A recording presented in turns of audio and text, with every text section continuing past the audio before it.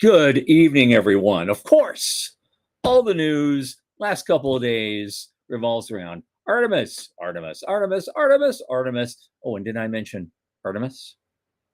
But besides that, StarCloud just hit unicorn status with a big fundraise.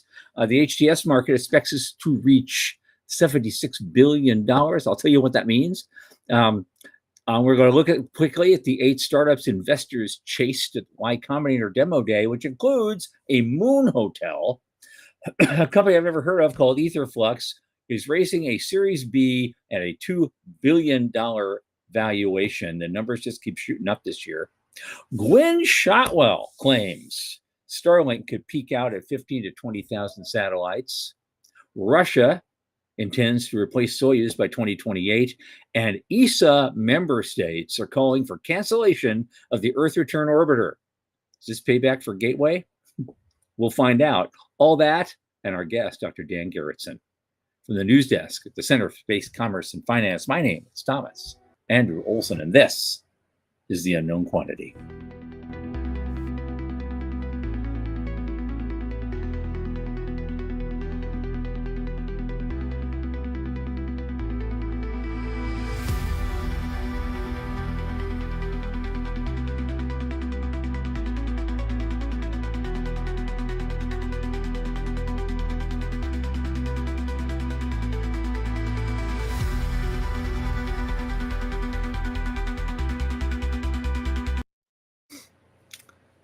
Well, as you know, this program is brought to you by the Center for Space Commerce and Finance. And who are we and what do we do? Well, I've told you before, I'm going to tell you again. We champion and strengthen emerging space startups and space adjacent enterprises worldwide through advisory, access, and advocacy. Our pitch events and world-class boot camps fortify startups to be better investor ready. A lot of our work, especially this podcast, is supported by our listeners and fans like you. So if you just go to cscf.space/support and click the Plain as Day donate button, a little in the tip jar each month makes a big difference. Don't forget to like and subscribe and tell your friends. Speaking of friends, my oldest space friend, Michael Lane, who just finished painting his wheel of Dharma for a change, is here with me. Michael, come on in. Hey, how's things? Hey, how's the wheel of Dharma treating you? Things are good. It's kind of a bright, sunny day out there. It was a nice weekend. Nothing big. A little bit of housework, a little bit of chores. Went outside. Went out to a big garden. That was it. It was chill, pretty chill. Yeah. I got back from I think Friday afternoon. I got back from the conference. I was just like exhausted for 2 days. I was just like, I wake up in the morning and think, well, it's been a day. I'll be fine. I'll go do stuff in here. I was dead. I was like on half cylinders the day later. I was like, what is going on? It's real. It's real. But now I'm getting it back together and putting a list together. Now I got a list together, a huge list this big of all the people I have to catch up with, and things like that. Interestingly, I am going, I don't know if they're calling it a launch party. They don't seem to be. It's a gathering of people. Near the Cape, as mostly just investors and those kinds of people. Cool.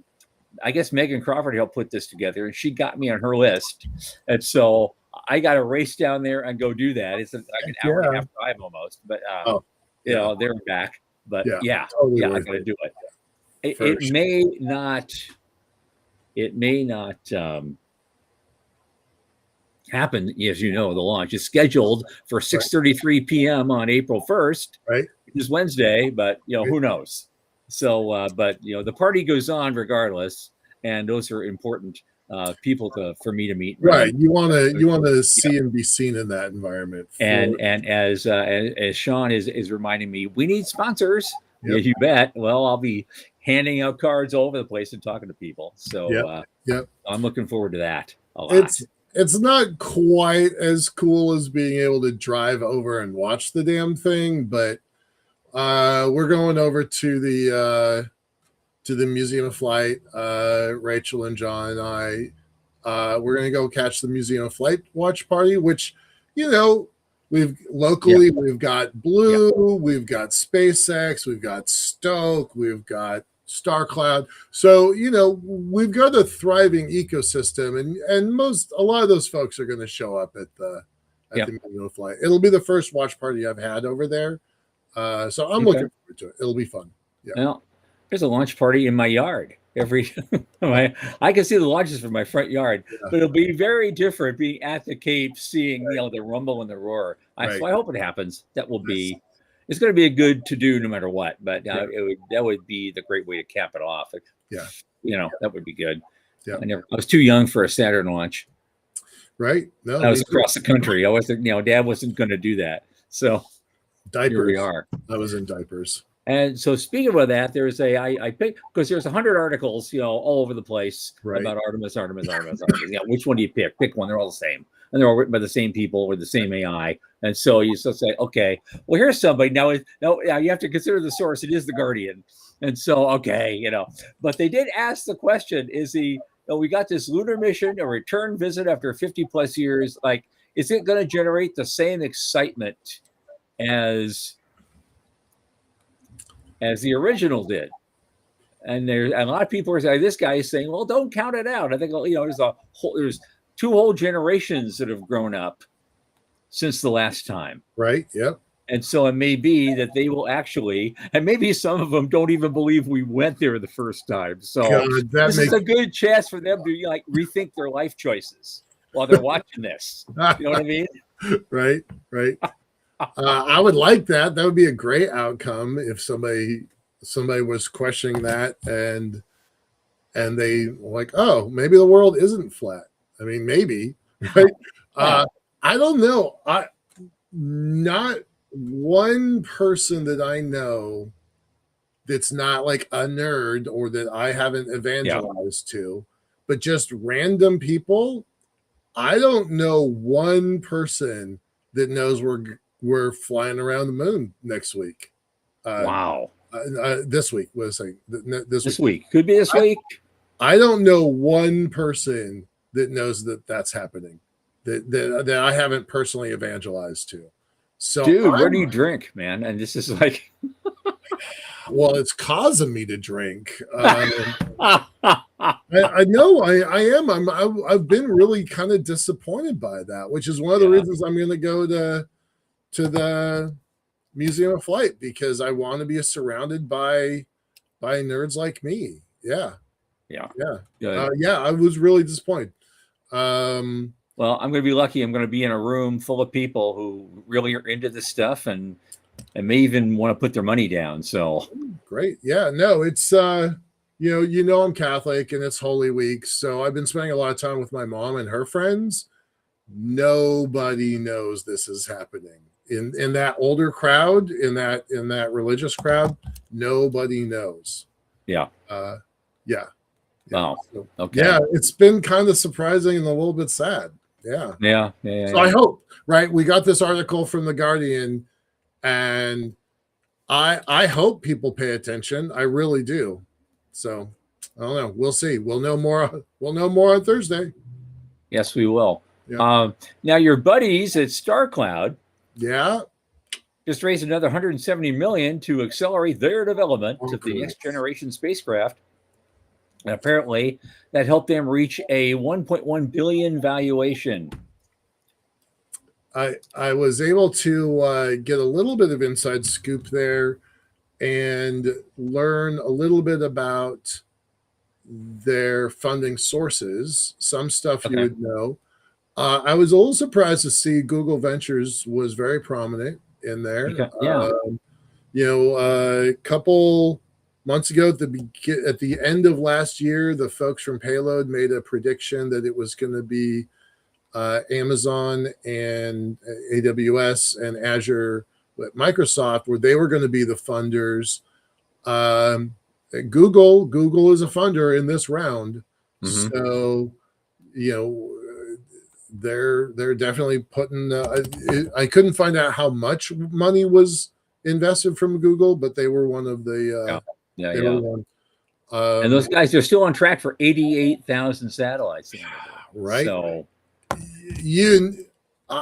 I don't know And I was saying this to Sean, or Sean and I were talking earlier before we started the show today.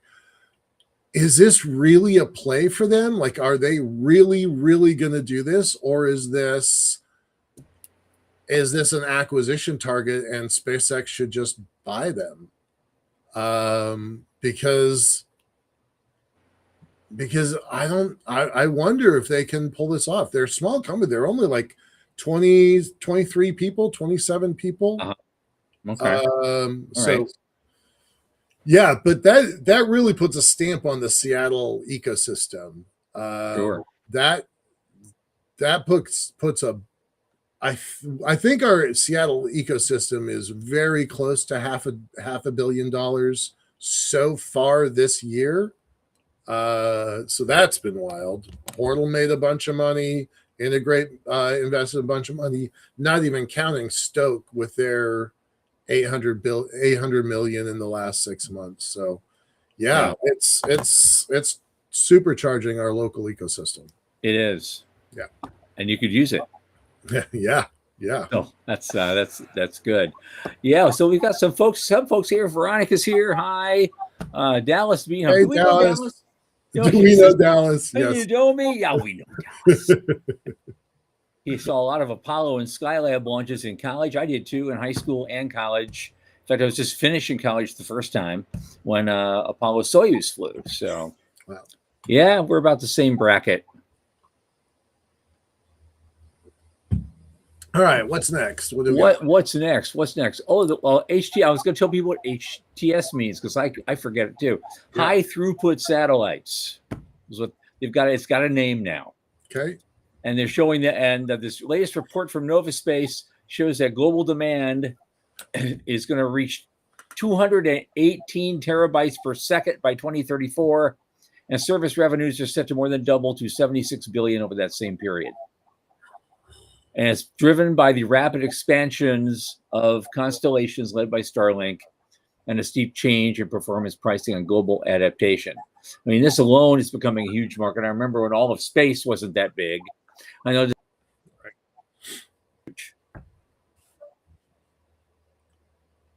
But a lot of it is high growth applications that are driving this. Land mobility, Milsat, comms, and just networks themselves.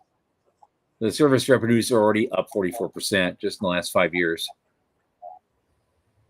Is high throughput satellites? Is that a name? Like, I've not heard that name before. I know. I think it's something to do with. You're talking about that in Europe. Okay. Because because HAPS. The word what a HAP is, right? Well, HAPS in Europe means high altitude pseudo satellite. Not high altitude platform, plural. Oh, yeah. So, okay. So you get that a lot. Here we have new space is one word, but the S is still capitalized, and over there it's two words. Yep.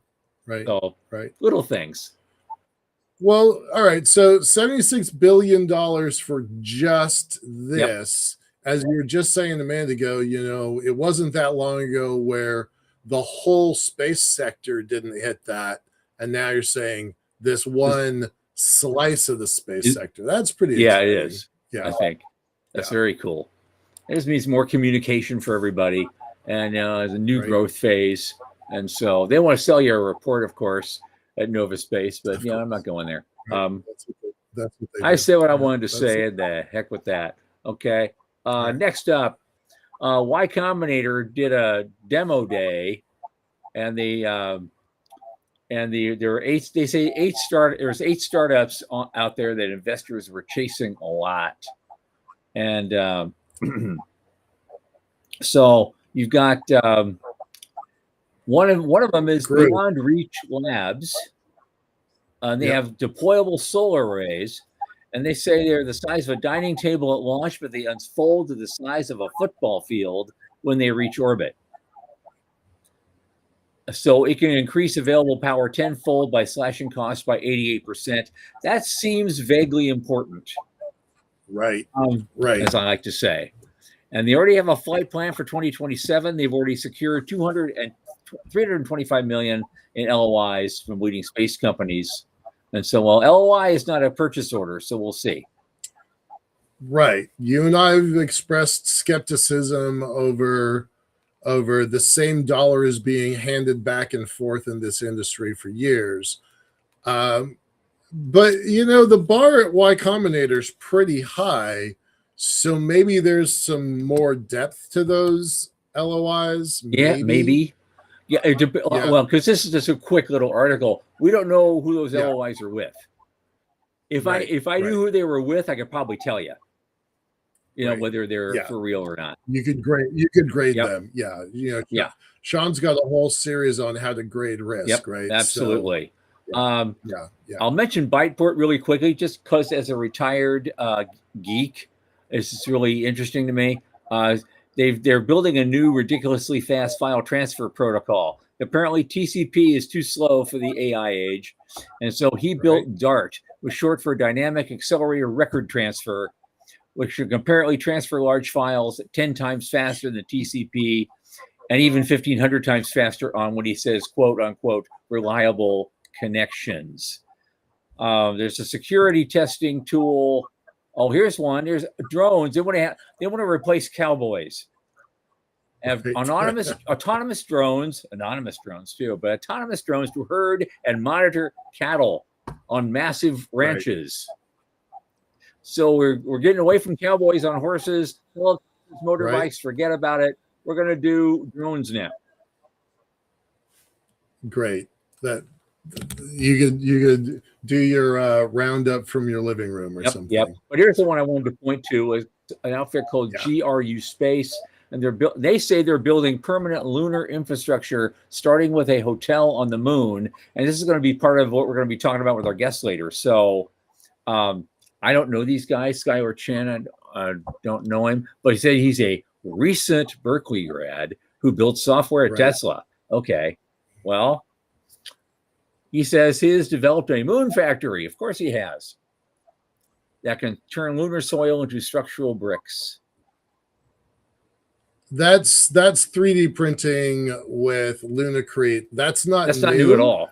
I'm pretty amazed that got the attention of Y Combinator. Yeah. Because at least people have been asking me to submit to YC for a while, and I'm like, they're not gonna buy my. But now, after so StarCloud came from them, and this is what I was going to prep our guests with. StarCloud used his class president at Harvard, then go to McKinsey credentials to drive a wheelbarrow down the street and people put money into it. But it was Y Combinator that really gave him the cherry on top that says, okay, these guys are real. And that's what allowed them to raise as much money as they did. But honestly, I'm pretty shocked that a moon hotel got through the filters at Y Combinator. And frankly, I think your system and my system is a hell of a lot farther along than a moon hotel. So I got to say, I'm both envious and frustrated at the same time. You got to hand it to people for their success, but you go, how did this happen again? How did that happen again? Yeah. Okay. So, all right. So we're going to watch GRU Space. Yes, we are. See what see what happens. Now, who's Ether Flux? Do you know anything about these guys? I don't, except that this is one of the crypto bro dudes that has limitless wealth and decided, what, let's go to space. So he's in the same camp as the folks from Vast. And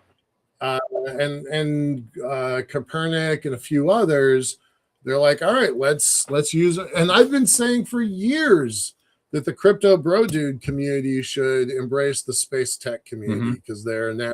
Well, that's what it's doing now. It's a space solar power startup. It's raising a Series B, no less. I didn't hear of them at the Series A. They raised a Series B, and it would boost their valuation to $2 billion already. and it's going to be laser And power they're going after data centers. They're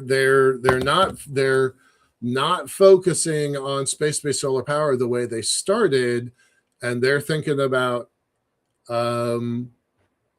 Right, powering data centers in space with solar power as a separate thing, and doing it with laser transmission. And so and they're gonna experiment on it with a satellite bus built by Apex Space, and that's the company's first data center satellite expected next year.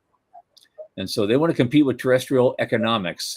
I don't know what that means yet, but I guess we're going to find out next year. Yep. So very quickly, Win Shotwell came out and said Starlink might plateau at 15 to 20,000 satellites. That's a long way from the 100,000 he's talking about in his IPO. They've got 1 million.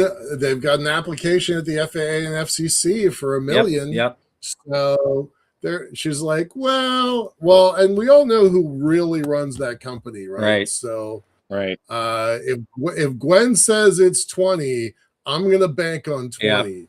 Because that's a big difference. And we've talked about the impossible economics of trying to get all the satellites up there and keep them maintained and replace them. Just orbit change, right? They're going to have to continually dodge themselves and everything else up there. I think if you put 1 million out, you're literally going to build a fence around the world that when that cascade of failure happens. And it may be that maybe she's recognizing something he isn't yet, that there is a natural limits to certain things you can do in the world, and maybe just nature itself will not be fooled. And this is what you end up with, and that actually in the end works out better for everybody because there's still room to travel. I don't think I've ever seen Gwen contradict Elon. Mm-hmm. Have you? No. I'm wondering if her phone is ringing right now. That is the, I mean, like, okay, 20,000 is not the same as 1 million, but the biggest takeaway for me is I don't think I've ever seen her publicly disagree with her boss. Yeah, well, that surprised me. Yeah. Okay, one more news item. Okay. Okay.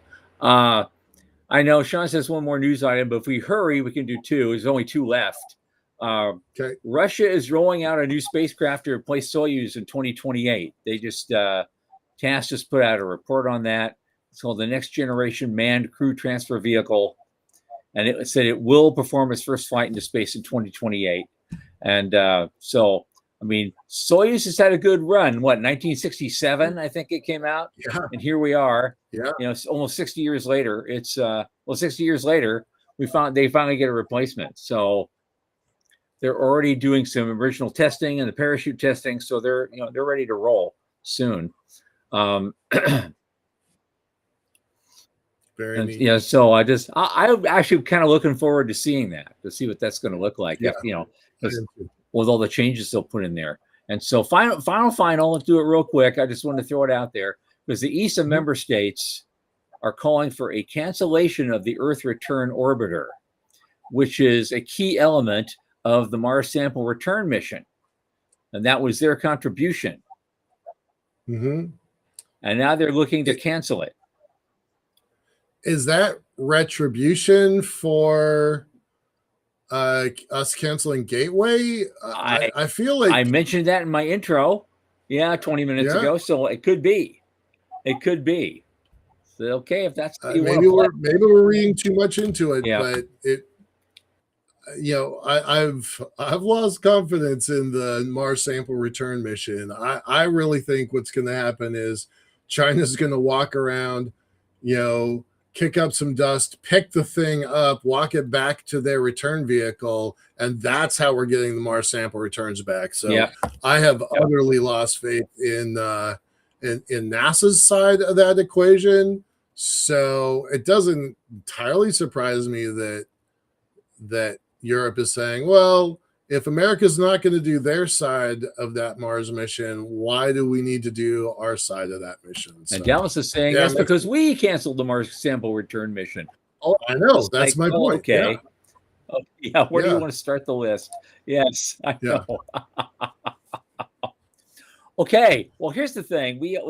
I want to go back to that startup that wants to build a hotel on the moon, because our topic tonight is, in fact, building our cislunar economic infrastructure, and how we're going to get from here to there. And of course, the question's been raised this last time we talked, which was, is NASA's initial investment of $20 billion in a potential moon base near the South Pole, will that be sufficient to kickstart everything and get all the private sector activity going and start a really booming cislunar economy? And how do we make that transition from missions to markets? And to that end, our guest tonight is a consultant and a space economy strategy advisor, Dr. Dan Garretson. He helps investors and operators navigate the frontier economy where space systems, mobility, defense technology, and next-gen digital infrastructure converge. His work centers on commercial clarity in emerging markets, understanding where the real demand is forming, where value accrues, and how operators and investors position themselves as missions give way to markets. He has over 25 years of strategy, merger and acquisition, digital transformation, space, mobility, transportation, tech, defense. He's like done it all. He's done national level policy work, CSO level strategy for high growth companies, and hands-on experience himself launching a logistics tech startup. Dr. Dan Garretson, welcome to the program. Well, thanks. That's quite the intro. Hey, Well, quite the your background. words, I modified them just a little bit. Fair enough. So Okay. that's what I done. Thanks for being here. You're one of the most interesting guys I've never heard of, and now here I am hearing of you. I'm having a great time already, and we just got started. For the rest of our viewers who are probably even more clueless than I am, I'd like you just very briefly, take a minute or so and give us kind of your origin story. Is this something you wanted to do as a child? I mean, how did you end up being exactly where you are now, doing the things you do? What motivated you? What got you excited? I ask myself that every day, actually, but fair enough. No, I always been fascinated by space science and so forth. I got my PhD in astrophysics. So really intended actually to go down the astronaut path, and got a little derailed by some of what I saw there. And I also, in the academic environment, wasn't overly excited about continuing down the academic path. So as I was finishing up my PhD, decided to go into the business world, and actually went to McKinsey & Company initially. So I guess that's the Harvard McKinsey connection you're talking Right. about. Michael. Yep, exactly. Right. Well, the same way. A lot of us started as frustrated astronauts and ended up doing something else. Yep. I feel like I probably had a better shot than I gave myself credit for at the time, but it seemed like it was a long shot to invest all that time in. And then, of course, Challenger happened and all that fun stuff along the way. Yeah. At ultimately Columbia. It's a different world now. There are folks going to space, civilians not ever related to NASA at all are starting to go to space. So hang out a little bit longer. I think if you have some patience, I think people are going to fly that would have given up on that dream. So well, I'm optimistic. Yeah. So I got enough years ahead of me that hopefully Right. I don't get laid low by unexpected consequences. Right. But yeah, so I was at McKinsey, felt the siren call of the web, as so many did during the early days there. Ended up at Forrester Research, and that's where I covered a lot of mobility technology and so forth. But early 2000s, due to sort of some prior relationships and so forth, I had the opportunity to join Science and Technology Policy Institute. And I was part of the team that founded that under the Institute for Defense Analysis, and I had responsibility for space in particular, among other things. Right around the time that sorry, what years was that? 2004 was when we launched that. Okay. So I worked with them through probably 2010, 11 timeframe. Initially as a full-time staff member, I did a little bit with a corporate executive board at the Research and Technology Executive Council, but then did some more adjunct work with them, space launch and so forth. but very focused on, I guess technically I covered the space, aeronautics, physical sciences portfolio. So I had responsibility for space, but also did some stuff on P&T technology, on computational fluid dynamics, things of that sort. But the big thing was really as Elon was getting going with SpaceX. I guess it was a couple years into it at that point. But the immediate question I got asked when I took over that portfolio was, all right, why is space launch so expensive, and what's this guy Elon doing that's going to make it different? Well, I guess now we know. There were good. Whoops, sorry. There we go. There were some, interesting indicators. We went around. My team and I talked to the primes, obviously, and a lot of the folks in the industry. Heard all the reasons why he was going to fail and never going to make it, and all the rest. Talked to him directly about some of what he was thinking, and I would say it was very clear. It was very different. That was it was pretty stark at that point. Didn't mean he was going to succeed, but there were things that I characterize it as bringing a Silicon Valley mindset to it. The whole kind of learn fast, fail quickly. That was what I think was probably an underappreciated aspect of a lot of the early stuff, was that learning curve and how the importance of getting cadence up, repeatability, things like that. I don't mean to speak overly disparagingly of it, but we had 2 launch vehicles with the Atlas V and the Delta IV at the time, and there was this sort of almost emotional attachment to having multiple vehicles. Yeah. And we tried to make the point that, well, what you're doing is you're splitting a very small launch frequency across 2 vehicles, and you're reducing your ability to learn that much further. So I think that's really what Elon brought. Now, of course, it still took him 15 ish years to really get that cadence up to the point where they were doing, but they did a lot of interesting things along the way. The 9 engines on the Falcon 9, a lot of learning quickly on the engines and so forth. So there's a lot of interesting aspects that I think that he brought to launch.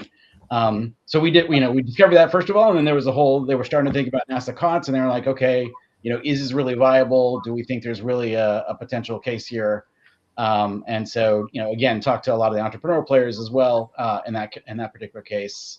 Gave our assessment, and we weren't convinced the market that Elon saw was there, but we were convinced he was doing something very different and dramatically, kind of, I guess, interesting in how he approached it. How did the report reviewers and readers react to that? Because that was still early enough that there were a lot of detractors and naysayers in my circles. How did they react to those reports? So we, I was kind of the backroom guy giving the input to the sponsor there. I mean, there was a lot of receptivity to the analysis. I mean, I will say, like, I was pretty direct in my opinion at the time, and it was just kind of input into it, was that we really should downsize the EELV program and just choose one because of that learning curve sort of thing. So it was that kind of input where I was giving that input, and they liked it. They appreciated things that I said about Elon and so forth, but it was factored into a much larger set of activities. But we did end up with the COTS program. I mean, that was, I wouldn't say my analysis was dispositive on that by any means. Mm-hmm. That was, I think, a train that was moving already anyway, and we were just providing some of the ammunition that, or I should fuel that kept it going, I guess. Right. But it was, the question really was, is there a viable provider? And we pointed out the different ways, the access to capital that Elon had, the approach they were taking, some of the learning curve aspects, things of that sort. I would say it's very well received. Stuff that we take for granted now, but was borderline heretical back then. I'm gonna put Dallas's comment up on the screen here for a second. He was out talking to the Marshall Space Flight Center. A director there once told me that 8 engines on the launch vehicle was too many. Right, like I heard that too, actually. Right. Yeah. So really went against conventional wisdom during those days. Right. It was a lot of complexity. Yep. A lot of things to coordinate and so forth, and you wanted to make it simpler. Was the thinking, at least. But there's trade. I mean, I'm not. Like I say, what I think it really helped with was that learning curve aspect, and just the fact that they were getting so much insight along the way and willing to fail. I mean, that was the thing that we heard from some of the contractors. Like, Elon can put an engine on a stand and blow up the stand, and everybody thinks he's great because he learned something. If we did that with, the there's programs getting cut, there's heads that are rolling. Yeah, it's very different standard. Exactly. Very different standard. Yeah. Exactly. Yeah. And that's actually part of the insight I took away from it was, there's importance to the commercial discipline that supposedly things like the COTS program were bringing, but you really had to have a supplier that was willing to stand their ground and say, this is the way we're doing it. We see a market here. We're building for that market. And yes, we'd like to sell to you. They had to sell to them to get the funding and so forth. But at the same time, they had the longer, the North Star, if you will, of this is the market we're going for. And, we're only going to take so much compromises in terms of making it very mission specific, meaning, following along with the commercial, I guess, oversight of the powers that be. Well, SpaceX wasn't the only winner from the COTS race there. I mean, Orbital Sciences did too, and they did very well. They got acquired by ATK, which in turn got acquired by Northrop Grumman and became Northrop Innovations. They're doing very well. So that was another winner from the COTS period. Yep. Although they don't have the same, kind of cadence with a launch vehicle that was successful in the same way. No. So, and this, I think you see this as well in the commercial crew program is, there's a certain element of the commercial discipline of or commercial labeling of the contracts and how you do it, firm fixed price and all the rest. It's not always the same in terms of behavior. I've kind of written about this as well, is that, commercial label doesn't necessarily mean you've got discipline by the supplier saying, hey, we're building towards a market, and also discipline by the contractor that's saying we will accept what they're bringing versus like, oh no, we want this little tweak or this little thing because this is the way we think it should go. Yep. And on that, let's go to the moon. Talk about what you're doing now and what you're thinking now. There, you write a lot of stuff, and I've read some of it. I'm going to read a lot more before it's over. Like we said today, there's another group that's coming out of Y Combinator. They want to build a hotel on the moon. Just this last Thursday, we had a long conversation with Dr. Doug Plata about putting gigantic inflatable habitats on Mars that could hold 1,000 people in a pop with room to spare. And so they're getting ready. They're ramping up to do these kinds of things. And what is the pathway? How do we get from, as you put it, missions to markets? Yeah, I think there's a number of things. Obviously you're going to want there to be a problem that you're solving, or at least a need that you're addressing ultimately. And that's still, the jury's still out on that a lot. But we have a lot of people, high net worth individuals that are kind of interested in the space tourism thing. The folks wanting helium-3 or whatever. So there's indicators, but we're not there yet. But the thing that I see is, there's a lot of things going on by governments around the world that are politically driven. So you're going to see a ton of investment, obviously, because of the moon race, because of, this view of infrastructure. I'm not going to weigh in on whether we really should be doing it. The thing that I take away from that is we are going to do it. There's a lot of investment happening. And whether it's just the US alone, you obviously got China going, you've got the Middle East, you got Europe and so forth. So they're investing the money. The thing that I try to think about is like, okay, if we're doing this anyway, how do we do this in a way that we don't we end up with real markets at the end? And that's the way I think, yes, you can get a lot of money going in just by government spending the money, but at the end of the day, you want markets where you're addressing needs, people are willing to spend the money and see value from the activities. And you get there by having products that are standardized, where you're driving down costs because of these learning curve activities, where you're really sort of making it repeatable. You have a larger customer base in mind and so forth. Without that, you end up building for a mission. The NASA hope that we've got the mission to get to the moon. It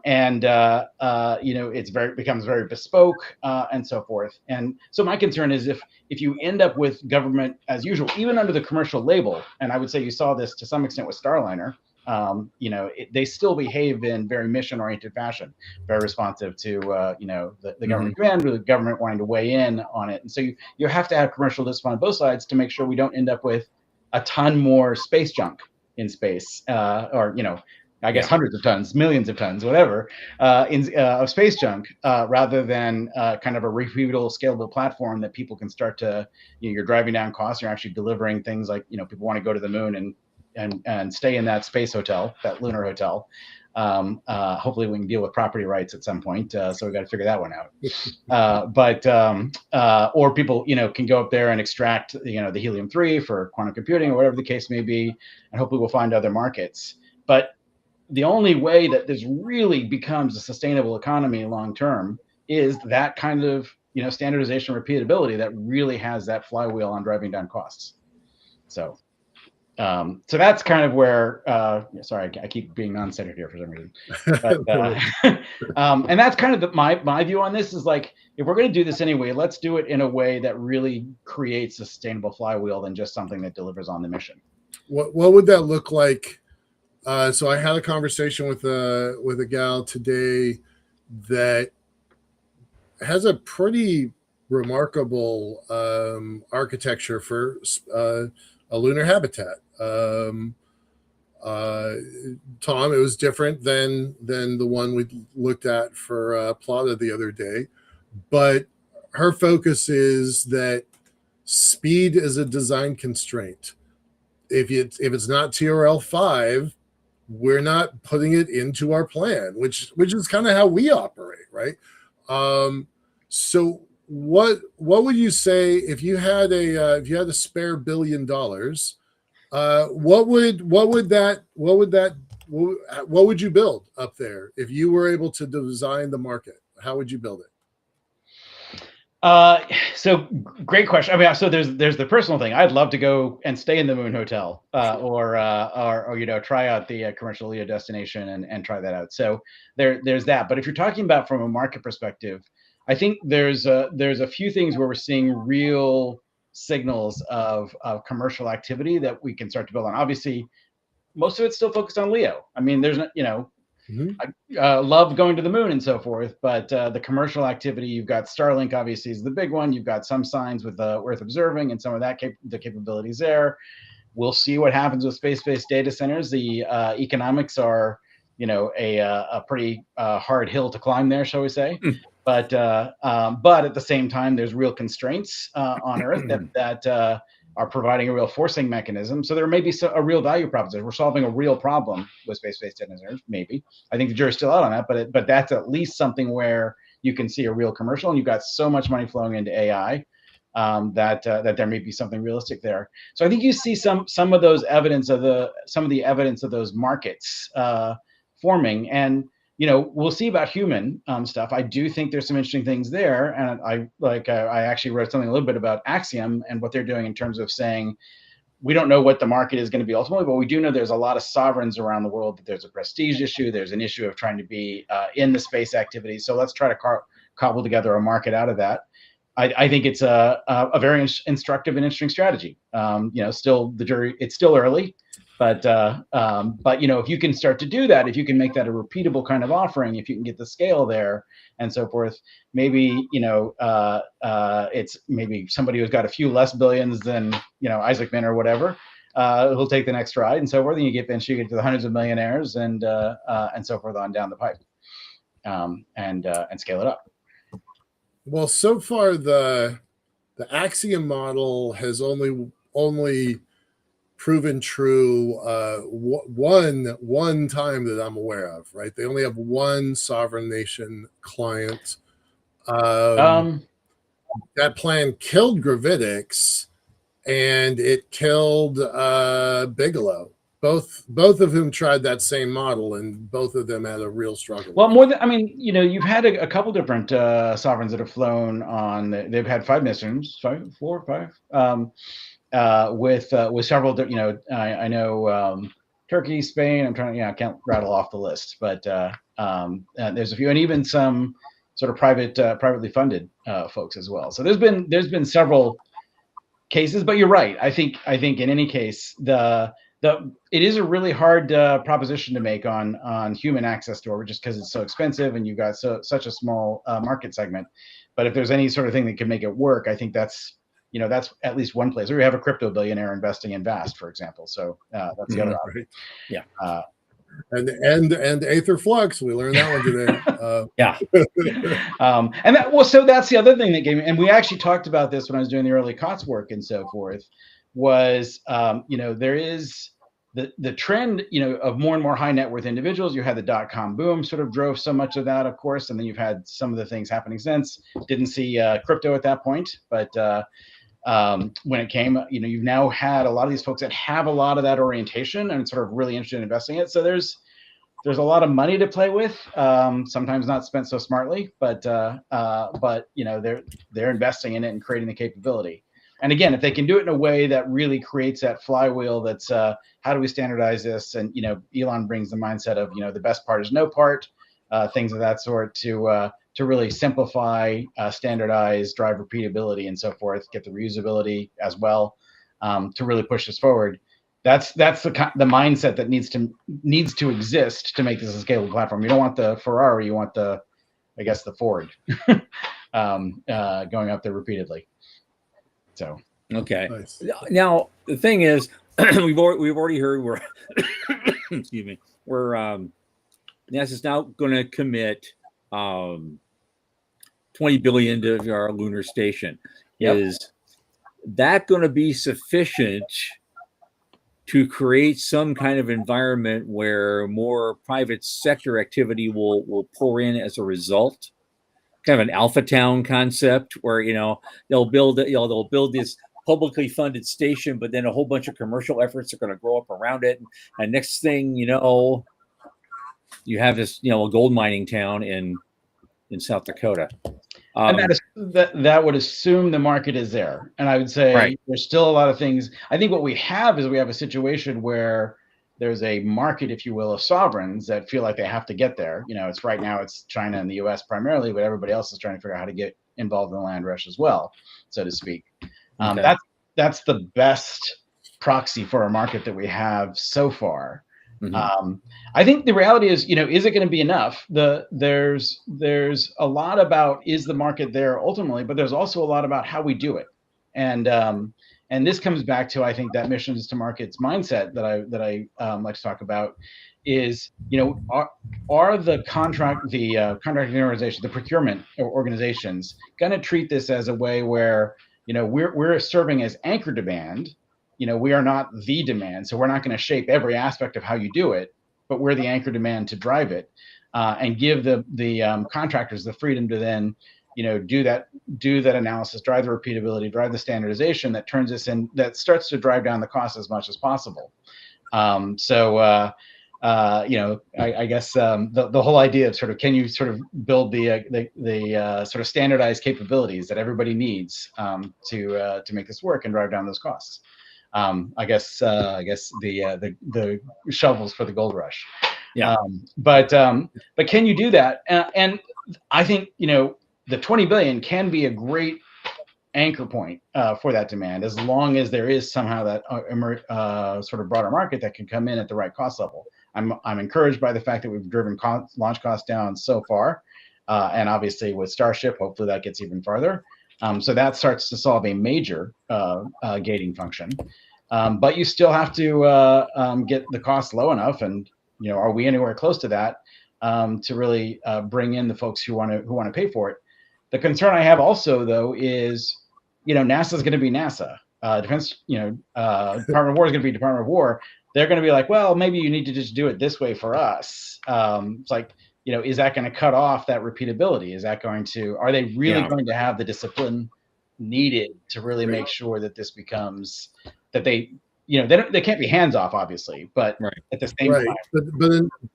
But the avalanche of requirements can kill even the best idea, the best program. And the avalanche of requirements can also sort of constrain the experimentation that needs to happen. Right. Yeah. Right. That's the government picking winners before the market identifies the more efficient paths. Exactly. And again, I come back to, just because I saw so much of it up close, what SpaceX was doing with that repeatability. I remember vividly the notion. I went to their factory, and they were building the cones for the engines, the Merlins, I think it was. They had the interior shell etched, put the outer shell out on it, and so forth, and then sort of went down the street to the Pratt & Whitney facilities, and they were hand laying the tube around the cone. It's like, okay, one's going to be a much faster, higher throughput rate, and you're going to learn a lot faster, and then throw it on the stand, and it blows up the stand. Oh well, you do it again. and you learn. It's that experimentation and learning that's critical in this. Yeah. And you can't do that when you're fully constrained by the contracting organization. Right. I was gonna also, that kind of brings up a question that Dallas Beanhoff brought up, which is NASA's announcement about changes to the CLD support. Now, we shared an article about that just this last Thursday, where some commercial groups are saying, we don't need a bunch of changes that we can't count on. We like to work with the system that we've been working with and developing under for the last several years. And but then you have somebody like Vast that says, we don't care. We're building our thing anyway, and we're going to launch our thing anyway, and we don't need NASA's approval to launch our thing because this is the first test model for what we want to do. So it doesn't matter. We got the money. We're going to do it anyway. So where do you go with something like that? Well, what I like about that is, I would say that was Elon's attitude. He was going to do it anyway with SpaceX. Now the reality is, of course, we probably wouldn't have made it without the COTS money, as we all know. No, not at all. Wouldn't have happened. But what I think what he did up front was he showed the commitment. He showed that he could bring the capital together. He showed that he could leverage those market inputs, and the COTS program provided that lubrication he needed. So but at the same time, like I say, there's no way he would have made it without that COTS program. If that's the way it could happen in CLDs, and maybe Vast is that, where he's able to leverage that money to really get him over the hump, but ultimately drive that, I'm going to do this anyway, I'm going to make it happen, I'm going to drive down the costs and make this a repeatable service that I can deliver, then I think there could be a path forward. I don't know that that's proven yet, but and it certainly wasn't proven when Elon got started, but that commitment is going to be huge in terms of making the difference as to whether it actually works in the end. Yeah. At least in what I've seen. Okay. So, yeah. How would you, if you would make some changes to whether it's the lunar version of COTS or anything else, what policy choice would you make to incentivize that it goes this way instead of that way? What one thing would you do that would move the needle for the markets versus missions plan? So there's a couple elements. I mean, I've talked about the commercial discipline. I think that's key. I have to admit, there's a part of they're using a lot of the right words and language, I think, in the Ignition announcement that, about buying commercially, firm fixed price, all the rest and so forth. And then you've got and we're also going to have SMEs on site with all these guys, and they're going to help them troubleshoot and so forth. Like, right. Oh, wait a minute. Right. If they're walking around with the NASA clipboard saying that's not how we do it, it's kind of defeating the whole point. That was exactly what I was wondering about. Like, I like the idea of having a subject matter expert hanging out nearby that I can phone a friend when I have a problem, but I don't necessarily want them walking around the factory floor with a clipboard saying that's not how we do it. Right. The point of this is to not do it how you do it. Right. Go away the clipboards. Yeah. Right. Exactly. So I have to admit that part of it gave me some pause in thinking about it. And the question is understanding, kind of where are the markets and how do we cobble it together? Like, I think of nuclear power as an element here, and we know that we need some sort of power source on the moon. It's not going to be, you've got half the time you're in darkness anyway, so you got to have something to back it up. Right. Nuclear is the obvious way to do that. But you've got different threads of demand for that. You've got, the mining operations, you've got the military kind of activity or whatever and so forth. How do you cobble that together into something that really creates a signal, even if it is government signal initially, and then use that as kind of something that says, okay, we've got the demand, we can sort of guarantee that we're going to be buying this power, and then, do you actually have the suppliers that they're going to do this anyway? They're going to be, they're gung-ho. They know they have a really solid plan and so forth. They can pull the capital together because they know there's going to be some buyer at the end. And by the way, that buyer is all about de-risking the investment. So it's like, making it so that the investors can say, okay, I don't know if you've got a real market here, but at least I know there is going to be some buyer here, that counts for market. Does a stand in for the market. Right. So again, doing that in a way that really gets as clear as possible and strong as possible on the commitment and what that demand is going to be and how it's going to shape things, without then turning that into a clipboard and this is how you do it kind of approach. Well, the good news about all this is that compared to previous decades, previous generations, whether it's Apollo, post-Apollo, or even the shuttle era, we seem now to be in a system, including government policy, which actually encourages private sector involvement more than we had before. Right. Apollo was all government because we'd never done it before. I get it. The shuttle, they went the wrong direction at first. They said, well, since we built the shuttle for all this money, we want you to use us exclusively to launch your satellites. And the satellite launch market for a couple of years there just died. And it took them years to retool after the Challenger blew up.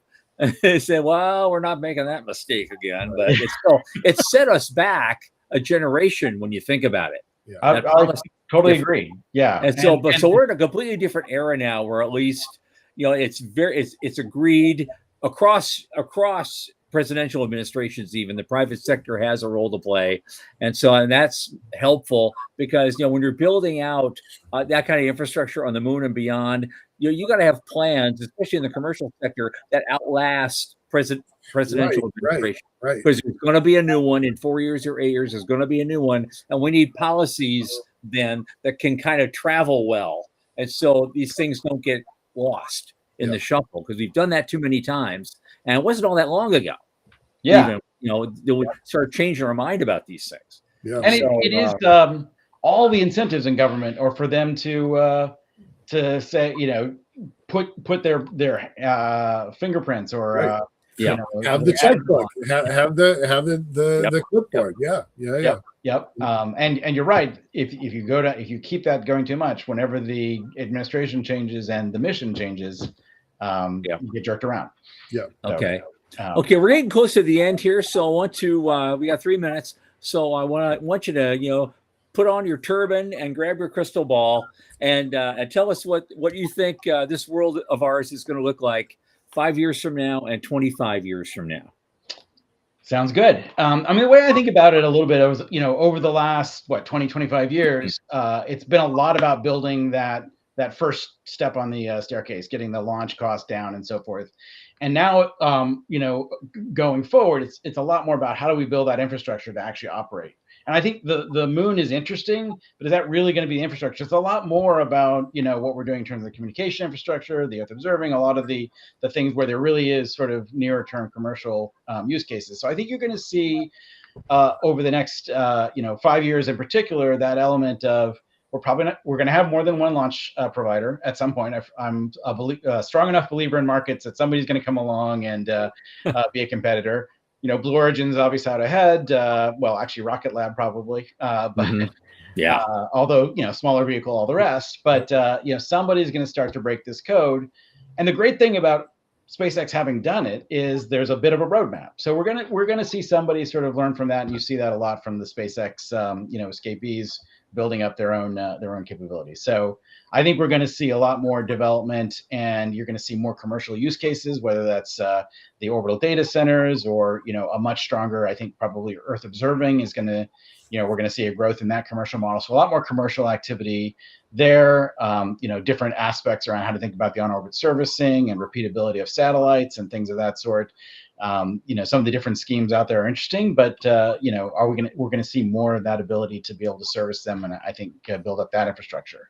So that's kind of on the 5-year time frame. No big changes there in the first 5 years. We're going to get what we're getting, basically. At some level, I think we're going to see, because the SpaceX is ramping things up so much, there's we're getting real clarity on who actually would want to buy these launches, and you can start to have that business case become a more manageable business case. So you're going to see that infrastructure building out. So that in the 2025-year time frame, you've got a real infrastructure in place. I'm not sure I would. I think we'll probably be back to the moon, but it's going to be a small number for the next, probably at least the 10-year time frame and much longer. By 25 years, that might start to be a much more significant presence. People really operating. We're going to have more of that capability on the moon. we might see some missions to Mars by that point. I'm hopeful. We can see you've got the sufficient number of billionaires that are really motivated to get to Mars. We know of at least one. Then you might see that. But realistically, we're not going to have the ongoing set of operations like there really is a chance for on the moon. And that's kind of what I look to see is like, can we see that? Can we see even some of the first space hotels? I think that's a real possibility in that time frame where you'll start to see probably more money than I have at the moment, but folks who are willing to spend on that probably more than a weekend, weeks at the lunar hotel. Things like that. I have a friend who is sort of noting the idea of sort of dune buggy races, X Prize races or whatever, on the moon or something like that. So we'll probably start to see that. And actually, that's probably an underappreciated aspect is some of the sponsorships and things that people can get in terms of really driving some of those activities. Whether you see some sort of a games in low Earth orbit or ultimately on the moon kind of thing as a significant driver of some of this sort of awareness and interest in the sector. Okay. Cool. Dr. Dan Garretson, thank you so much for being on the show. You've been a wealth of information, and it's great to get to know you a little bit, and I hope you'll come on again sometime soon. I would love to. I look forward to it. Great meeting you guys as well, and look forward to further conversations. It's been wonderful having you. Thanks so much. My pleasure. Okay, on Thursday, another one of our favorites, Dr. Ajay Kothari, is back with us. And that's always a fun conversation. He figured out how to do an entire exploration of the moon program, all without Artemis at all. And so he'll probably talk more on his adventures with that and a lot of other great things. The guy is just a wealth of information, just like our guest was tonight. And so that's going to be a lot of fun. And so on that note, for Michael Lane and Sean Key, and from the Center of Space Commerce and Finance News Desk, I remain Thomas Andrew Olson. Keep watching the skies.